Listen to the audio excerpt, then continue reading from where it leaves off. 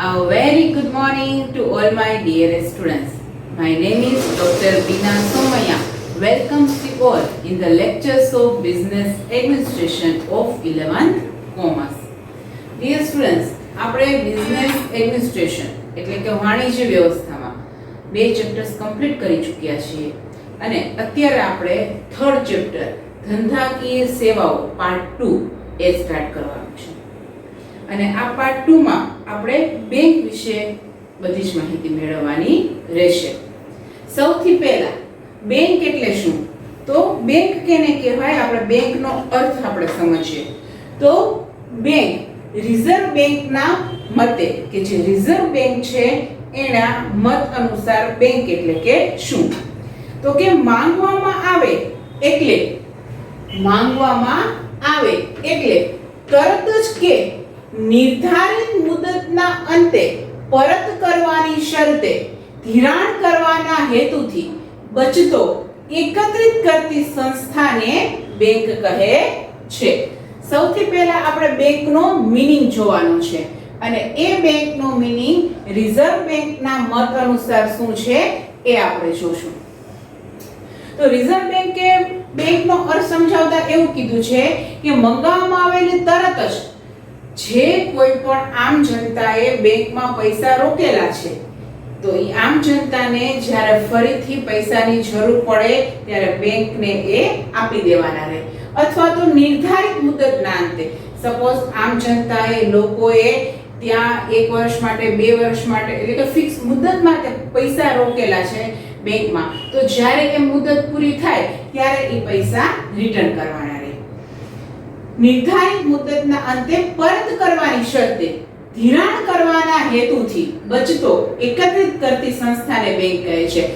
Bank શું કામ કરે છે? આમ જનતા પાસે જે વધારાની સેવિંગ છે એ આમ જનતા ત્યાં જમા કરાવે છે અને ત્યાં એટલે કે બેંકમાં. અને બેંક એક એવી સંસ્થા છે કે એ જે જમા કરાવેલા પૈસા છે આમ જનતાના તે ધિરાણ કરી આપે છે, એટલે કે જે લોકોને જરૂરિયાત હોય એ લોકોને ફરી મોકલી આપે છે.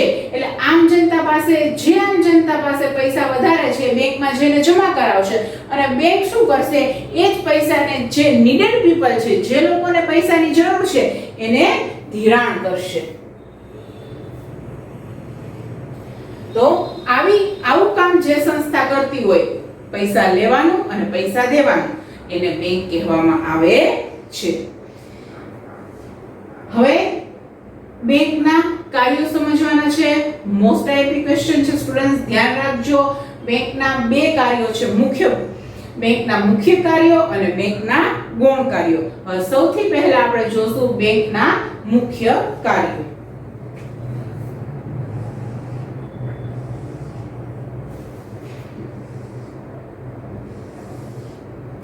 બેંકના મુખ્ય કાર્યો એમાં સૌથી પહેલા આવે છે થાપણો સ્વીકારવી.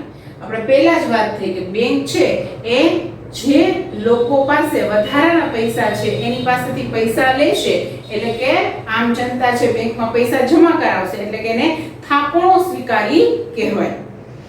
બેંક જાહેર જનતા પાસેથી અમુક મણ વપરાયેલી રકમ થાપણો તરીકે સ્વીકારે છે. બેંકમાં થાપણ મૂકનારને બેંક વ્યાજ ચૂકવે છે. સપોઝ મારી પાસે 1 લાખ રૂપિયા વધારે છે તો હું SBI માં જઈ અને ત્યાં જમા કરાવી આવું છું, તો ત્યાં બેંકે એટલે કે SBI નામની બેંકે મારી થાપણ સ્વીકારેલી ગણાય અને એના બદલામાં બેંક મને વ્યાજ આપે છે. એટલે સૌપ્રથમ કામ બેંક શું કરે છે? તો કે થાપણ સ્વીકારવાનું. સેકન્ડ, ધિરાણ કરવું. સેકન્ડ કાર્ય શું છે? ધિરાણ કરવું.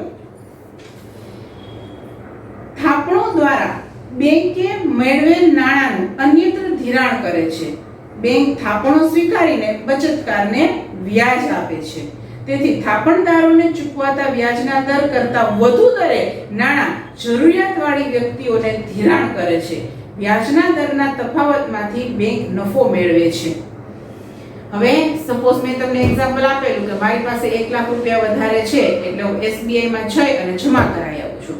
સપોઝ સામે મિસ્ટર X છે, એને 1 લાખ રૂપિયાની જરૂર છે તો તે બેંકમાં આવશે અને બેંકમાંથી એ કોઈ પણ રીતે પૈસા લઈ જાય છે બેંક પાસેથી લોન દ્વારા લઈ શકે, ઓવરડ્રાફ્ટ દ્વારા લઈ શકે, ઘણા બધા રસ્તાઓ છે કે જેના દ્વારા મિસ્ટર એક્સ છે એ બેંક પાસેથી આવી અને પૈસા લઈ જાય છે.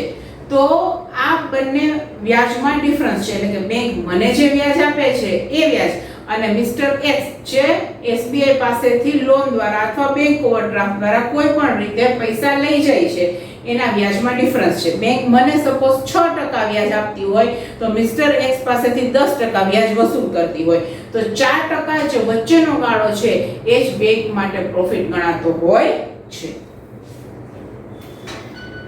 બેંક ધિરાણ ઘણી બધી રીતે કરી શકે છે. લોન દ્વારા પણ ધિરાણ કરી શકે છે અને ઓવરડ્રાફ્ટ અને કેશ ક્રેડિટ દ્વારા પણ ધિરાણ કરી શકે છે. આ બધી વસ્તુ આપણે આગળ પણ સમજવાની છે, પણ અત્યારે પણ તમને શોર્ટલી સમજાવું છું કે ધિરાણ લોન દ્વારા કરે છે. બેંક લાંબા ગાળા માટે કે ટૂંકા ગાળા માટે લોન આપતી હોય છે. બેંક લાંબા ગાળા માટે પણ ધિરાણ કરે છે અને ટૂંકા ગાળા માટે પણ ધિરાણ કરે છે. એટલે ધિરાણ કરવા માટેની પહેલી પદ્ધતિ લોન. લોન દ્વારા કોઈ પણ વ્યક્તિ બેંક પાસેથી પૈસા લઈ જઈ શકે છે. અને સેકન્ડ છે ઓવરડ્રાફ્ટ અને કેશ ક્રેડિટ દ્વારા. ઓવરડ્રાફ્ટ અને કેશ ક્રેડિટ દ્વારા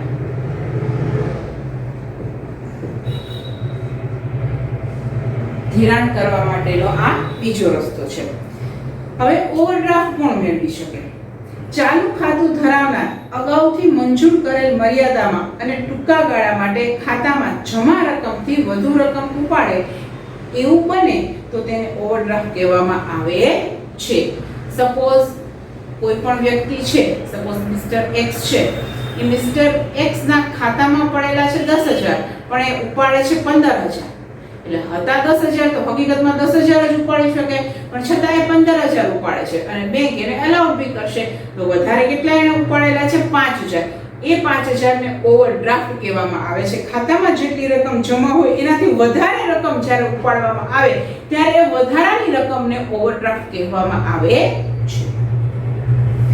ઓવરડ્રાફ્ટનો સમય ટૂંકો હોય છે, પરંતુ ઓવરડ્રાફ્ટનો સમય નિશ્ચિત કરી દેવામાં આવે ત્યારે તે કેશ ક્રેડિટના નામે ઓળખાય છે. હકીકતમાં ઓવરડ્રાફ્ટ દ્વારા આપણે જેટલા પણ પૈસા વધારાના જે ઉપાડેલા છે, સપોઝ 5,000 ને જે એક્ઝામ્પલ આપેલું, એ ટૂંકા સમયમાં જ આપણે બેંકને પે કરી દેવાના હોય છે. પરંતુ ઘણી વખત આ ઉપાડેલ નાણાંનો અમુક સમય નક્કી કરી દેવામાં આવે કે આ 5,000 રૂપિયા જે વધારાના તમે યુઝ કરેલા છે અને બેંકમાંથી ઉપાડેલા છે વધારાના 5,000 એ તમારે 3 મંથ્સમાં પે કરી દેવાના રહેશે મેક્સિમમ. તો એને જે આપણે સમય ફિક્સ કરી નાખ્યો તો આ જે ઓવરડ્રાફ્ટ છે એ કેશ ક્રેડિટ બની જાય છે, કારણ કે આપણે એનો સમય ફિક્સ કરી લઈએ છીએ. તો આ રીતે ધિરાણ બે રીતે થઈ શકે છે, એક લોન દ્વારા અને બીજું ઓવરડ્રાફ્ટ અને કેશ ક્રેડિટ દ્વારા. થાપણો આમ જનતા પાસેથી, પબ્લિક પાસેથી સ્વીકારે છે અને એ સ્વીકારેલ થાપણોનું જે લોકોને જરૂરિયાત છે એને ધિરાણ કરે છે. એના પછી મુખ્ય કાર્યમાં ત્રીજું કાર્ય આવે છે રોકાણ કરવું.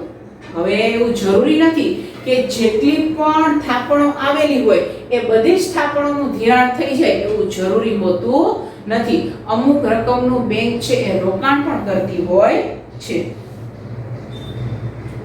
બેંકની મૂડી અને મેળવેલ થાપણની રકમનું ધિરાણ અને રોકાણ જો ન થઈ શકે તો બેંકને પૂરતું વળતર મળતું નથી. અમુક રકમ જે છે એને ધિરાણ કરવાની હોય અને બેંકમાં આવેલી અમુક રકમ હોય એનું એને શું કરવું પડે તો કે રોકાણ કરવું પડે.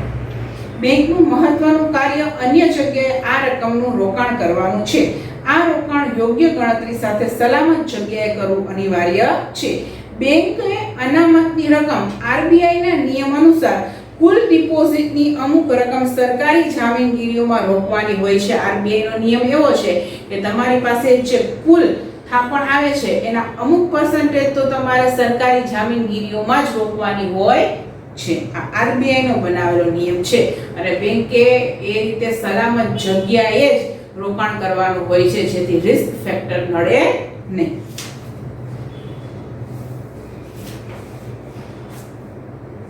અને ચોથો પોઈન્ટ છે આંતર બેન્કિંગ વ્યવહારો કરવા.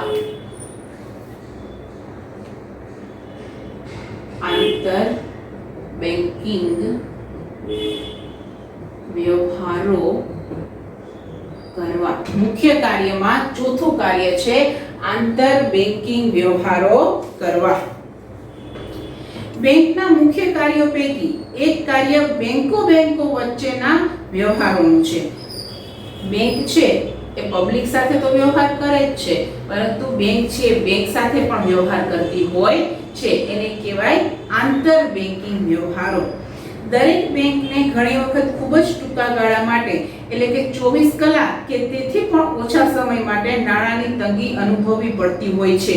આ સમયે અન્ય બેંકમાં વપરાયેલા નાણાં પડેલા હોય તો તરત જ જરૂરિયાત ધરાવતી બેંકને આપવામાં આવે છે. ઘણી વખત એક બેંકને અચાનક જ પૈસાની જરૂરિયાત પડે, નાણાંની જરૂરિયાત પડે તો એ બીજી બેંકને કોલ કરે છે અને તેની પાસેથી પૈસા મેળવે છે. તો આ બેંક વચ્ચેના વ્યવહાર છે એને આંતર બેન્કિંગ વ્યવહારો કહેવામાં આવે છે. જે રકમ મંગાવવામાં આવે અને તરત જ મળે તેને કોલ મનીના નામથી ઓળખવામાં આવે છે. સપોઝ SBI ને 25 લાખ રૂપિયાની જરૂર પડે છે તો એ BOI ને ફોન કરે છે અને BOI છે એ તરત જ એને પૈસા મોકલી આપે છે, એટલે SBI ને પૈસા મોકલી આપે છે. તો તરત જ જે પૈસા મોકલી આપ્યા છે એને કોલ મની તરીકે ઓળખવામાં આવે છે.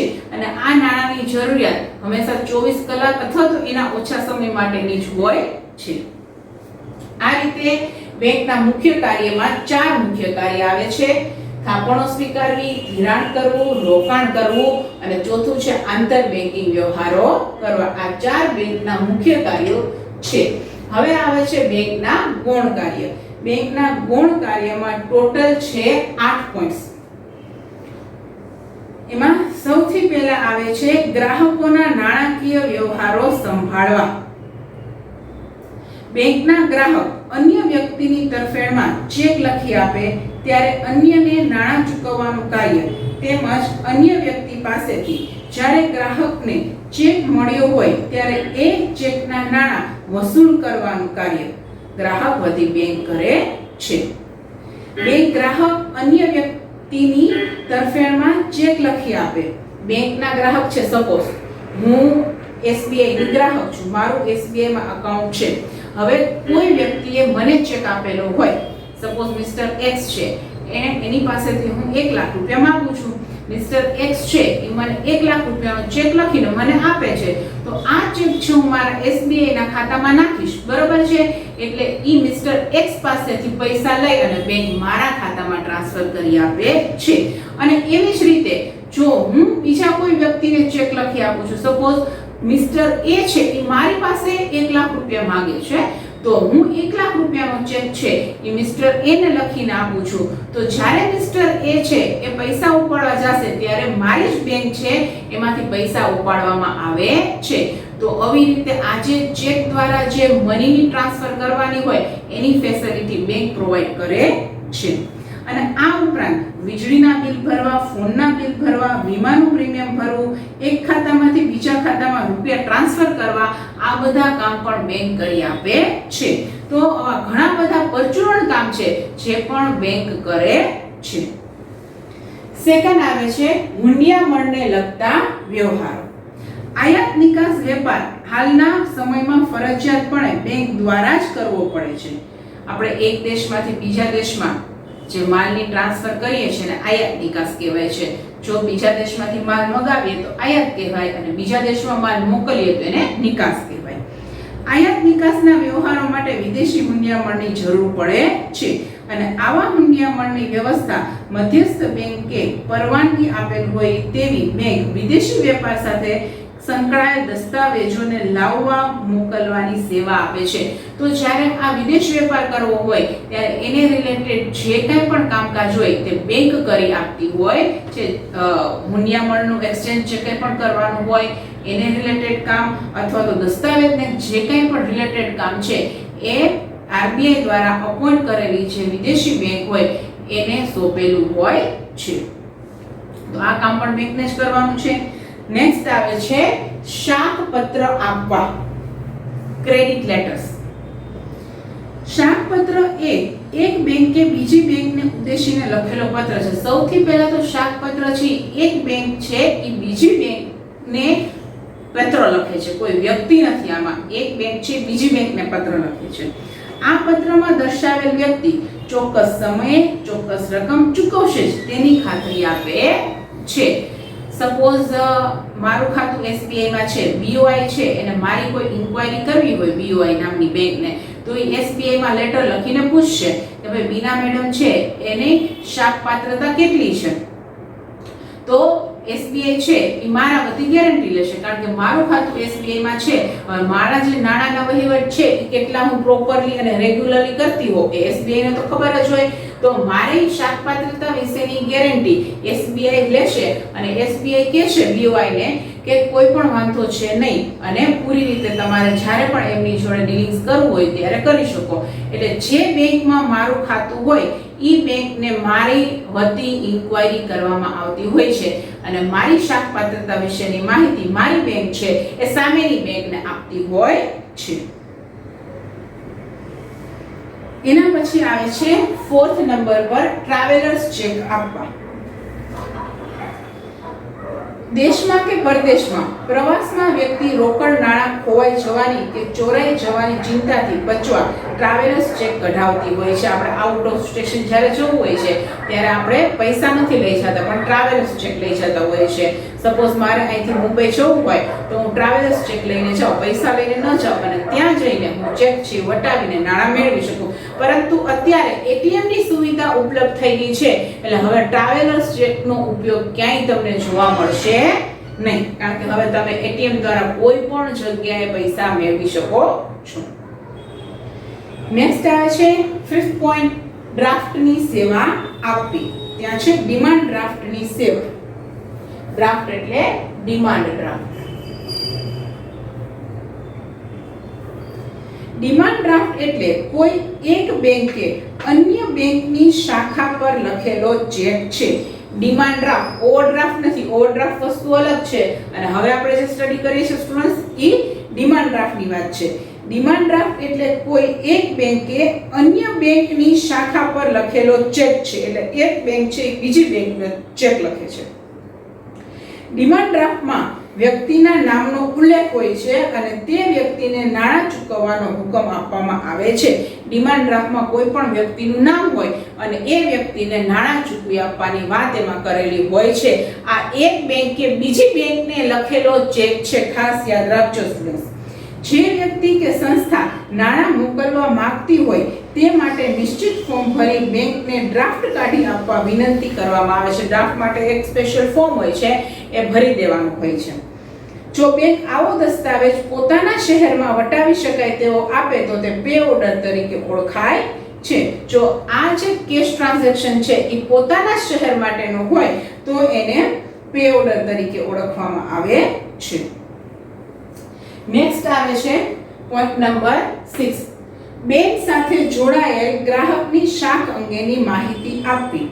બેંક પોતાના ગ્રાહકો સાથે નાણાકીય વ્યવહારો વારંવાર કરતી હોય છે, જેના આધારે તે પોતાના ગ્રાહકની નાણાકીય સદ્ધરતા વિશે જાણકાર હોય છે. બેંકે જેમ લોકોનો વિશ્વાસ સંપાદન કરવાનો હોય છે તેવી જ રીતે બજારમાં થતા શાખના વ્યવહારો માટે પણ કોઈ સંસ્થા કે પેઢી અન્ય સંસ્થા કે પેઢીનો વિશ્વાસ મેળવવા માંગતી હોય ત્યારે બેંક દ્વારા આપવામાં આવતી માહિતી વધુ વિશ્વસનીય ગણવામાં આવે છે. બેંક જે કંઈ પણ માહિતી આપતી હોય એના ઉપર લોકો વધારે વિશ્વાસ કરે છે, કારણ કે પર્ટિક્યુલર વ્યક્તિનું ખાતું એ બેંકમાં હોય છે. આ માટે બેંક સદ્ધરતાનું પ્રમાણપત્ર આપે છે. સપોઝ મારી સદ્ધરતાનું પ્રમાણપત્ર જોતું હોય, બરોબર, તો બેંક આપે છે, પણ ક્યારે મારા બધા જ નાણાકીય વ્યવહારો હું પ્રોપરલી રીતે બેંકમાં મેન્ટેન કરતી હોઉં તો. શાખપત્ર આપવા અને બેંક સાથે જોડાયેલ વ્યક્તિની શાખ અંગેની માહિતી આપવી, આ બંને પોઈન્ટ છે એકબીજા સાથે કનેક્ટેડ છે. બાહેધરી દલાલ તરીકેની સેવા. જ્યારે કંપની ભરણા માટે મૂડી બજારમાં આવે અને મૂડી ઉઘરાવે ત્યારે તેને સતત એ ભય રહેતો હોય છે કે તેને ભરણાની રકમ મળશે કે કેમ. જો રકમ ન મળે તો કંપનીને ધંધો કરવામાં મુશ્કેલી પડે છે. હવે જ્યારે કંપની શેર બહાર પાડે છે સ્ટુડન્ટ ત્યારે 90% ભરણું ભરાવવું જોઈએ, તો જ કંપની છે પોતાની શરૂઆત કરી શકે, અધરવાઇઝ કરી શકે નહીં. તો આવા સમયે કદાચ કંઈ પ્રોબ્લેમ થાય તો બેંક છે એ બાંહેધરી દલાલ તરીકે કામ કરતી હોય. સપોઝ મારે કંપનીની શરૂઆત કરવી છે અને 85% ભરાણું 5% નથી ભરાણું, 90% થાય તો જ હું કંપનીની શરૂઆત કરી શકું. તો આવા સમયે બેંકે મને ગેરંટી આપેલું હોય કે 90% કરતા જો ભરણું ઓછું ભરાશે તો બાકીના શેર છે હું ખરીદી લઈશ. એટલે 5% જે હજી શેર મારા નથી વેચાણા, 85% વેચાઈ ગયા છે, 5% નથી વેચાણા, એ મારી બેંક છે એ લઈ લે છે, જેથી 90% થઈ જશે અને હું મારી કંપનીની શરૂઆત કરી શકીશ. તો આવી રીતે બાંહેધરી દલાલ તરીકે આપણને ખાતરી આપે છે. અન્ય સંબંધિત સેવાઓ પૂરી પાડવા, અત્યારે તમે જોઈ શકો છો કે એટીએમ સેવા, demat, self deposit volt, credit card, આવા ઘણી બધી સેવાઓ છે જે અત્યારના હાલના યુગમાં બહુ જ ફેમસ છે. આ બધી સેવાઓ છે જે બેંક પૂરી પાડે છે. તો આવી રીતે બેંક મુખ્ય કાર્ય તો 4 કરે છે, પણ એની સાથે સાથે 8 છે અન્ય ગૌણ કાર્ય પણ એ કરે છે. તો અહીં બેંકના કાર્યો છે એ પૂર્ણ થાય છે. હવે આવે છે બેંકના ખાતાના પ્રકારો, કે બેંકમાં કેટલા પ્રકારના ખાતા હોય છે એ આપણે જોઈએ. તો સૌથી પહેલું છે બચત ખાતું, સેવિંગ એકાઉન્ટ. લોકો દ્વારા મૂકવામાં આવતી થાપણ કે જેમાં બચતનું તત્વ સમાયેલ હોય છે, આ ખાતામાં નિશ્ચિત દરે વ્યાજ ચૂકવવામાં આવે છે. આમ જનતા જે બેંકમાં ખાતું ખોલાવે છે એને સેવિંગ એકાઉન્ટ કહેવાય છે, જેમાં પોતાના વધારાના પૈસા છે, પોતાની જે નાની નાની બચત છે એ પોતાના સેવિંગ એકાઉન્ટમાં જમા કરાવે છે અને બેંક છે એ નિશ્ચિત દરે એના પર વ્યાજ ચૂકવે છે. નોર્મલી 3.5 ની આજુબાજુ બચત ખાતાનો વ્યાજનો દર હોતો હોય છે. નેક્સ્ટ સેકન્ડ આવે છે ચાલુ ખાતું, કરંટ એકાઉન્ટ. વ્યક્તિ કે ધંધાકીય એકમોના નામે આ ખાતું ખોલી શકાય છે.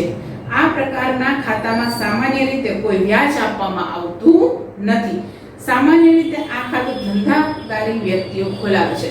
Dear students, most of current account છે એ બિઝનેસમેન જ ઓપન કરાવતા હોય છે, જેમાં રેગ્યુલર ટ્રાન્ઝેક્શન ઘણા બધા થતા હોય છે. સેલિંગના અને પર્ચેસિંગના વ્યવહારોને કારણે એક દિવસમાં ઘણા બધા પૈસા બેંકમાં આવતા હોય અને ઘણા બધા પેમેન્ટ થતા હોય, એટલે પૈસા બેંકમાંથી જતા જ હોય છે. એટલે એક દિવસના ઘણા બધા આવક જાવકના વ્યવહારો થતા હોય છે બેંક દ્વારા. ઈ કોને થતું હોય છે? બિઝનેસમેન માટે હોય છે, કારણ કે એને જ આ બધી વસ્તુઓ ખરીદ વેચાણના વ્યવહારો પુષ્કળ થવાના છે અને નોર્મલી કરંટ એકાઉન્ટ ઉપર કોઈ પણ પ્રકારનું વ્યાજ આપવામાં આવતું નથી. નેક્સ્ટ આવે છે રિકરિંગ એકાઉન્ટ. થર્ડ છે રિકરિંગ એકાઉન્ટ. બચતના હેતુથી ખોલવામાં આવતું ખાતું કે જેમાં દર મહિને નિશ્ચિત સમયે નિશ્ચિત રકમ જમા કરાવવી ફરજિયાત છે. રિકરિંગ એકાઉન્ટ સ્ટુડન્ટ એટલે એવું એકાઉન્ટ કે આમ જનતા પોતાની પર મંથ સેલેરીમાંથી પર મંથ જે આવક થતી હોય એમાંથી અમુક નિશ્ચિત રકમ છે ઈ કોઈ પણ એક ફિક્સ તારીખે, એક મહિનામાં કોઈ પણ ફિક્સ તારીખે, એટલે કે એવરી મંથ એક તારીખ ફિક્સ હોય અને રકમ પણ ફિક્સ હોય, એ તારીખે અને એ રકમ જમા કરાવતી હોય છે. એટલે આ પણ એક પ્રકારની આમ જનતા માટેની બચત માટેની જ યોજના છે, જેથી પર મંથ સેવિંગ કરી શકાય. એના પછી આવે છે ફિક્સ ડિપોઝિટ એકાઉન્ટ, એટલે બાંધી મુદતનું ખાતું. બેંકો માટે ચોક્કસ મુદત સુધી થાપણની રકમ વાપરી શકાય તેવા સ્ત્રોત એટલે બાંધી મુદતની થાપણ. બેંક અને થાપણદાર વચ્ચે પૂર્વ નિર્ધારિત કરેલ મુદત સુધીમાં થાપણદાર નાણાં ઉપાડી શકતો નથી. અહીં શું કરે છે કે આમ જનતા પાસે જે વધારાના નાણાં છે એ અમુક વર્ષ માટે એ મૂકી દે છે. સપોઝ મારી પાસે 1 લાખ રૂપિયા વધારાના છે તો હું 1 વર્ષ માટે પણ મૂકી દઉં, 2 વર્ષ માટે મૂકી શકું, 5 વર્ષ માટે મૂકી શકું, કારણ કે મને ખબર છે કે આ પૈસાની જરૂર માટે મારે આટલા સમય માટે નથી પડવાની. તો એટલા સમય માટે હું બેંકમાં ફિક્સ એકાઉન્ટ ઓપન કરાવું છું કે આ 1 લાખ રૂપિયા છે એ મારે 5 વર્ષ માટે જોશે નહીં, તો 5 વર્ષ માટે હું એ પૈસા ઉપાડી શકીશ નહીં. એટલે બાંધી મુદતના ખાતામાં વ્યાજના દર સૌથી વધુ હોય છે સ્ટુડન્ટ, પણ તમે બાંધી મુદતના ખાતામાં એક વખત રકમ જમા કરાવો પછી વચ્ચેથી ઉપાડી શકતા નથી. અને જો ક્યારે એવી ઇમરજન્સી આવે છે કે પૈસા વચ્ચેથી ઉપાડવાની જરૂર પડે, ફિક્સ ડિપોઝિટ વચ્ચેથી બ્રેક કરવાની જરૂર પડે, તો જે વ્યાજના પર્સન્ટેજ હોય છે એમાં ફેરફાર થઈ જાય છે, એટલે કે ઘટી જાય છે.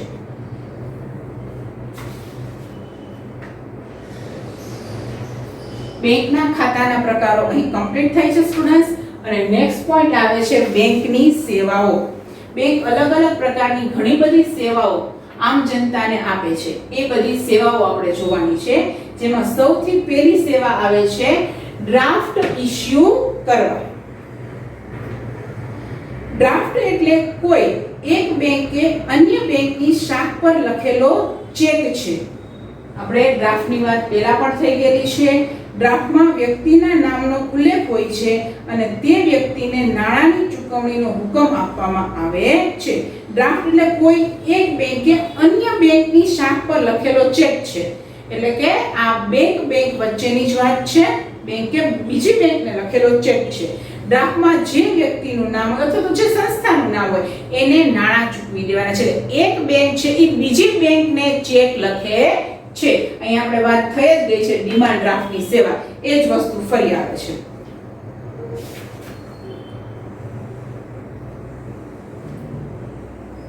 એના પછી છે second bankers cheque. Bankers cheque એટલે કે પે ઓર્ડર. બેંક ડ્રાફ્ટ જેવી અન્ય કેટલીક સેવાઓ આપે છે, જેમાંની એક છે બેન્કર્સ ચેક. બેંક સ્વીકારેલી રકમના બદલામાં જે ચેક આપે છે તે પે ઓર્ડર કહેવાય છે. બેંક દ્વારા ઇશ્યુ કરવામાં આવતા આવા પે ઓર્ડર તે શહેર કે ગામમાં વટાવી શકાય છે, અન્ય શહેર કે ગામમાં વટાવી શકતા નથી. પે ઓર્ડર પણ ડિમાન્ડ ડ્રાફ્ટની જેમ જ છે. જો એ પોતાના શહેરમાં વટાવવાનો હોય તો એને પે ઓર્ડર કહેવામાં આવે છે અને શહેર બદલી જાય તો ડિમાન્ડ ડ્રાફ્ટ. પણ એને શહેરમાં હોય તો એને પે ઓર્ડર કહેવાય છે.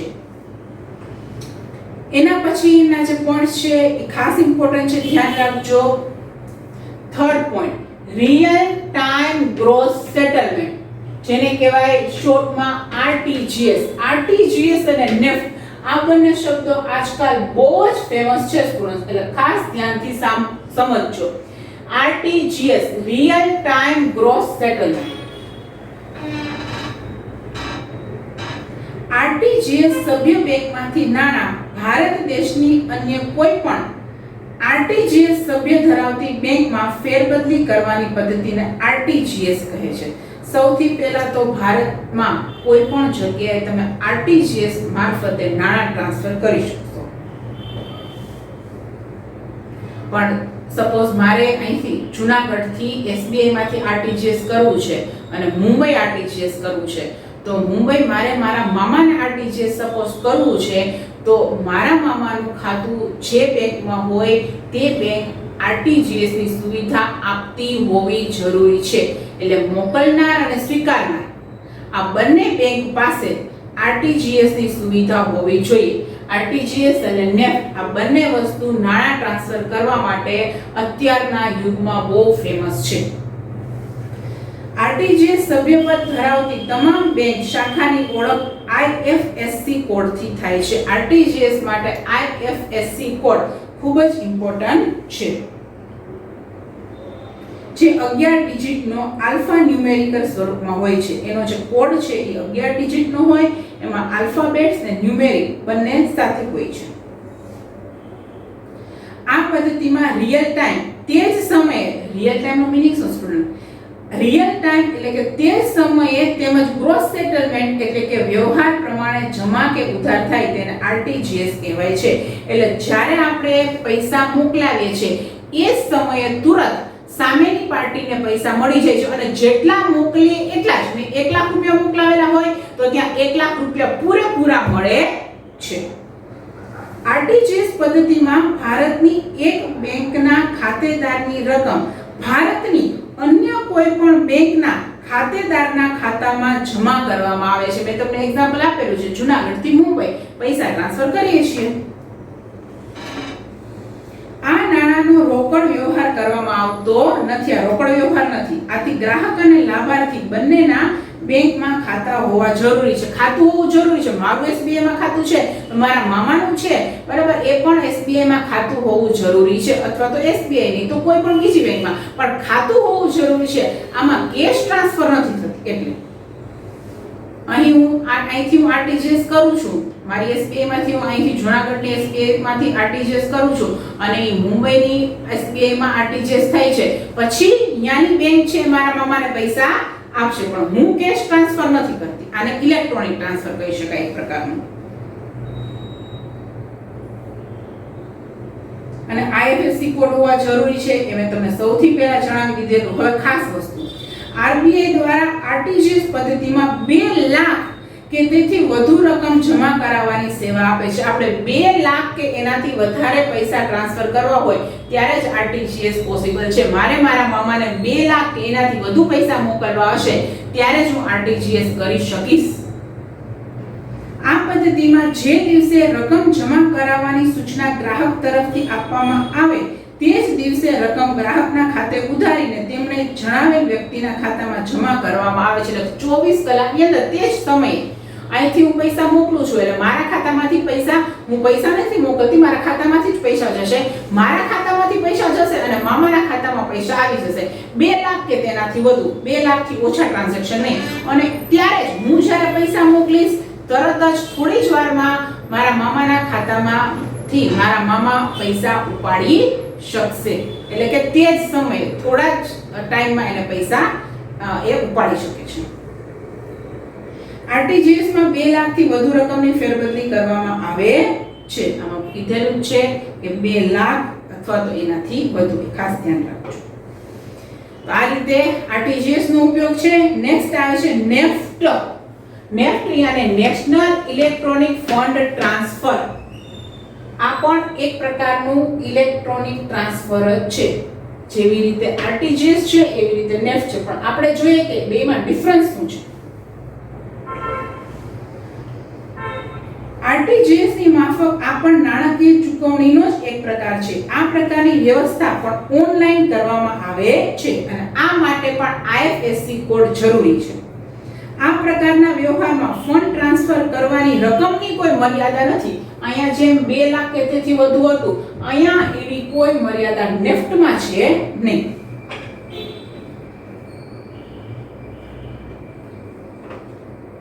આ પ્રકારના વ્યવહારમાં વધુમાં વધુ રકમ 2 લાખ ટ્રાન્સફર કરવાની પ્રક્રિયાની બેચ પ્રમાણે થાય છે. આરબીઆઈ દ્વારા દર કલાકની બેચમાં આ પ્રકારના વ્યવહારોની પતાવટ થઈ છે. આ પ્રકારના વ્યવહારોમાં જમા રકમ મળવાની પ્રક્રિયા તે જ દિવસથી લઈને મહત્તમ 48 કલાક સુધીમાં થાય છે. સપોઝ મારે મારા કાકા જે વેરાવળમાં છે એને 50,000 રૂપિયા મોકલવા છે તો હું અહીંથી તેમને નેફ્ટ કરી શકું છું કારણ કે મારા જસ્ટ 50,000 રૂપિયા જ ટ્રાન્સફર એને કરવાના છે. એટલે આ પણ એક ઇલેક્ટ્રોનિક ફંડ ટ્રાન્સફર છે. મારા ખાતામાંથી મારા કાકાના ખાતામાં પૈસા જશે. પણ ત્યારે ને ત્યારે નહીં. આરટીજીએસ જે છે એ સ્પીડી વર્ક કરે છે, જ્યારે નેફ્ટ છે એ થોડો સમય લે છે. પણ મેક્સિમમ તમે 48 કલાક એટલે 2 દિવસ સુધીમાં તો ત્યાં પૈસા પહોંચી જશે. કારણ કે બેંક છે એ આવી રીતે થોડા લોકો આવતા જતા હોય બેંકમાં અને નેફ્ટ કરાતા જતા હોય છે. જ્યારે ટોટલ 2 લાખ ટ્રાન્સફર કરવાના આવે ને ત્યારે જ બેંક છે એ એક ખાતામાંથી બીજા ખાતામાં ટ્રાન્સફર કરે છે. એટલે જ્યારે બેંક પાસે 2 લાખ રૂપિયા થશે પછી એ નેફ્ટની કાર્યવાહી શરૂ કરશે. એટલે લોકો ભલે 2 લાખ કરતા ઓછા પૈસા જમા કરાવવા અને પૈસા ટ્રાન્સફર કરવા માટે આવે છે, પરંતુ બેંક તો 2 લાખ પૂરા થશે ત્યારે જ નેફ્ટની પ્રોસિજર છે હાથ ધરશે. એટલે થોડો સમય લાગી શકે છે. જેમ આરટીજીએસ સ્પીડમાં થાય છે એમ નેફ્ટ છે એટલું સ્પીડમાં થતું નથી.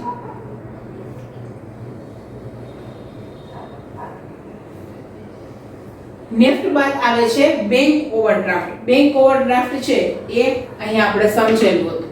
ફરી વેપારી બેંકમાં ચાલુ ખાતું ધરાવે છે. આ ચાલુ ખાતામાં રહેલી જમા રકમ કરતા વધારે રકમ ઉપાડવાની સગવડ આપવામાં આવે તેને બેંક ઓવરડ્રાફ્ટ કહેવામાં આવે છે. મેં તમને એક્ઝામ્પલ આપેલું હતું એ મુજબ ફરી એક્ઝામ્પલ આપું છું કે સપોઝ મારા ખાતામાં 10,000 રૂપિયા છે અને હું 15,000 રૂપિયા ઉપાડું છું તો જમા કરતા મેં રકમ વધારે ઉપાડી છે તો 5,000 જે વધારાના છે એને બેંક ઓવરડ્રાફ્ટ કહેવામાં આવે છે. નેક્સ્ટ આવે છે કેશ ક્રેડિટ. વેપારીને ધંધાકીય હેતુ માટે તેમજ ધંધાના વિકાસ અર્થે ધંધામાં રહેલા માલ સ્ટોક અને ઉઘરાણીને ધ્યાનમાં રાખી ધિરાણ આપવામાં આવે તેને કેશ ક્રેડિટ કહેવામાં આવે છે. અને તેના પર પણ એને વ્યાજ તો ચૂકવવાનું જ હોય છે. એટલે જ્યારે કેશ ક્રેડિટનો અર્થ આવે છે, આનું જ્યારે મીનિંગ આવે છે ત્યારે ખાસ ધ્યાનમાં રાખવાનું કે જે ધંધાદારી વ્યક્તિ છે એ પોતાના ધંધાનો વિકાસ કરવા માંગતો હોય અને તેના માટે માલ સ્ટોક અને ઉઘરાણી આ બંને વસ્તુને ધ્યાનમાં રાખે છે અને એ પ્રમાણે તે બેંક પાસેથી વધારાના પૈસા લે છે. તો ધંધાદારી પાસે જેટલો વધારે માલ સ્ટોક હશે, જેટલી ઉઘરાણી વધારે એ ભવિષ્યમાં કરી શકવાનો હશે એ પ્રમાણે એની કેશ ક્રેડિટ છે એ વધારે મંજૂર થઈ શકે છે.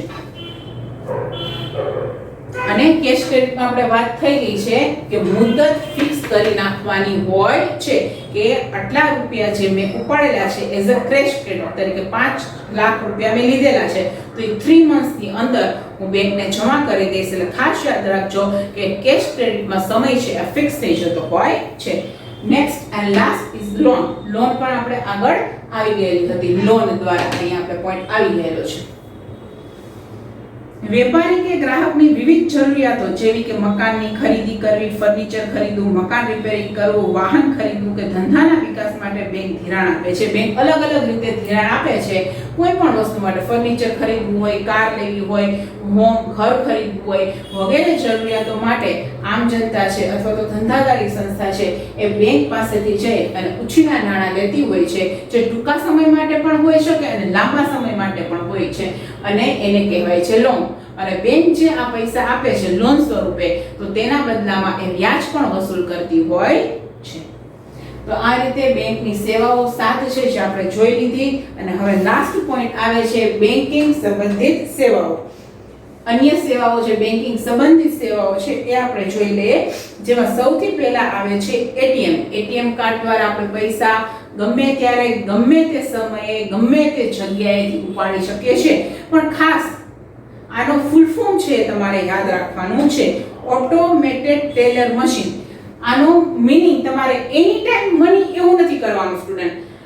એટીએમ છે એનું જે ફૂલ ફોર્મ છે એ છે ઓટોમેટેડ ટેલર મશીન.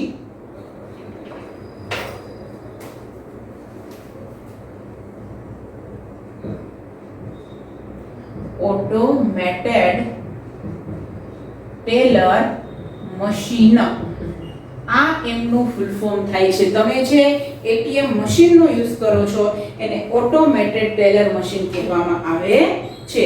જેમાં દિવસની મર્યાદા અમુક ફિક્સ કરેલું હોય કે એક દિવસમાં તમે આટલા જ પૈસા ઉપાડી શકશો, એનાથી વધારે તમે ઉપાડી શકશો નહીં. આ રીતે તમે ગમે ત્યારે ગમે તે સમયે તમે પૈસા ઉપાડી શકો છો એટીએમ કાર્ડ દ્વારા. નેક્સ્ટ આવે છે ક્રેડિટ કાર્ડ. આ કાર્ડ ધરાવનાર વ્યક્તિ વસ્તુની ખરીદી કરતા કાર્ડ મારફત ખાતેદારના ખાતામાં નાણાં ઉધાર અને વેચનારના ખાતામાં નાણાંની રકમ જમા થાય છે. ક્રેડિટ દ્વારા હું કોઈ પણ વ્યક્તિને પેમેન્ટ કરી શકું છું, આઈ મીન શોપિંગ કરી શકું છું. અને કોઈ પણ જગ્યાએથી હું શોપિંગ કરું ત્યારે એ કાર્ડનો ઉપયોગ કરવામાં આવે છે જેથી મારા ખાતામાંથી પૈસા ઉધાર થશે અને જેમની પાસેથી મેં વસ્તુ લીધેલી છે એ વેચનાર વ્યક્તિ છે એના ખાતામાં એ નાણાં જમા થઈ જાય છે. નેક્સ્ટ આવે છે ડેબિટ કાર્ડ. જેવી રીતે ક્રેડિટ કાર્ડ દ્વારા આપણે શોપિંગ કરી શકીએ છીએ અને પેમેન્ટ કરી શકીએ છીએ, એવી જ રીતે ડેબિટ કાર્ડ દ્વારા પણ આપણે શોપિંગ અને પેમેન્ટ કરી શકતા હોઈએ છીએ. આ જે ક્રેડિટ કાર્ડ છે, ડેબિટ કાર્ડ છે, આ બધાને પ્લાસ્ટિક મની કહેવામાં આવે છે. તો આ રીતે આપણે ચેપ્ટર 3 છે ધંધાકીય સેવાઓ પાર્ટ 2 એમાં આપણે બેંક વિશે બધી જ માહિતી મેળવેલી છે. અને આ ચેપ્ટરના મુખ્ય પોઈન્ટ્સ છે એ બોર્ડ પર લખેલા છે. બધા જ મુખ્ય પોઈન્ટ્સ છે એ તમારે તમારી બુકમાં નોટ ડાઉન કરવાના રહેશે. Thank you everyone. Thank you so much.